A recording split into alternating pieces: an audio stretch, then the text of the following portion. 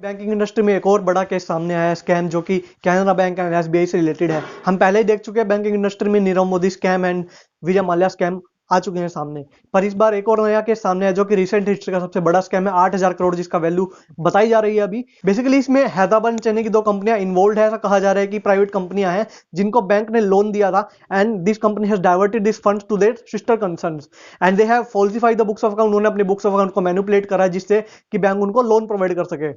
अब ये सारा केस सामने कैसे आया? क्योंकि कैनरा बैंक ने ये देखा कि काफी सारे एनपीएस हो गए थे इन कंपनियों के, एंड कैनरा बैंक ने फिर फर्दर इन्वेस्टिगेशन की, आरबीआई को रिपोर्ट की। उसके बाद इन्होंने फर्दर इन्वेस्टिगेशन की, फोरेंसिक ऑडिट करी, जिससे सामने आया कि इस बैंक में कुछ ना कुछ गड़बड़ियां तो जरूर है। जिससे सामने आया कि इन कंपनी में कुछ ना कुछ गड़बड़ियां तो जरूर है, बिकॉज काफी समय से एनपीएस पड़े हुए हैं and the company are not repaying the loan amount to the banks. So इन्होंने देखा कि कुछ ना कुछ इसमें गड़बड़ियां जरूर है। इसके बाद इन्होंने इस खबर को आरबीआई तक भी पहुंचाया। उन्होंने नोटिफाई कर दिया आरबीआई को कि हमें कुछ ना कुछ गड़बड़ियां इसमें मिल रही हैं। ऐसा हमें शक है कि इन कंपनी में कुछ ना कुछ गड़बड़ी होने के चांसेस हैं।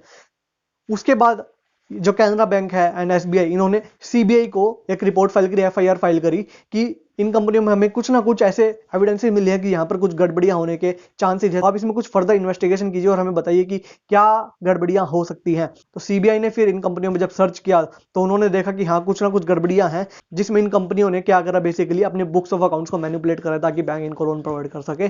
एंड इन्होंने राउंड ट्रिपिंग की ट्रांजैक्शन भी करी है। राउंड ट्रिपिंग बेसिकली क्या होता है कि कोई भी कंपनी है, मान लीजिए, वो अपनी ही एसेट्स जो कि अनयूज्ड एसेट्स है वो सेल कर देती है किसी दूसरी कंपनी को या अपनी सिस्टर कंसर्न को या किसी भी कंपनी को, और साथ में वायदा करती है कि इन एसेट्स को आपसे हम बाद में वापस खरीद लेंगे एट द सेम प्राइस और सम डिस्काउंट। तो इससे क्या होता है कि जब वो सेल करती है इन एसेट्स को दूसरी कंपनियों को, तो वो उनका रेवेन्यू जो है वो हाई हो जाता है। रेवेन्यू हाई हो जाता है तो उनकी जो मार्केट में वैल्यू है वो इंक्रीज हो जाती है, उनका शेयर प्राइस इंक्रीज हो जाता है।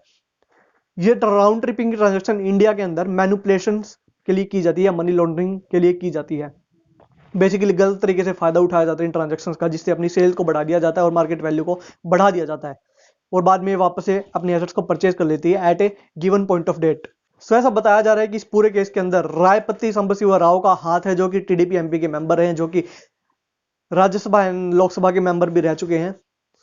तो जैसे इस केस की पूरी डिटेल आ जाए तो मैं एक और वीडियो आपके साथ बना दूंगा, शेयर कर दूंगा कि हाँ, किस प्रकार से ये पूरा स्कैम हुआ है, एनकाउंटर, एंड क्या क्या इसमें लूप होल्स निकाले गए हैं। सो फ्रेंड्स, हमारी अगले आने वाली वीडियो इस स्कैम के ऊपर आप जरूर देखिएगा। एंड ये बताया जा रहा है कि basically Canara bank and SBI, दो बैंकों में ये फ्रॉड हुआ है। कैनरा बैंक में इसका अमाउंट है 7926 करोड़ एंड जो एसबीआई उसमें इसका अमाउंट है 314 करोड़ रुपए का। तो टोटल मिला के 8,000 करोड़ से ज्यादा का स्कैम अभी ये बताया जा रहा है।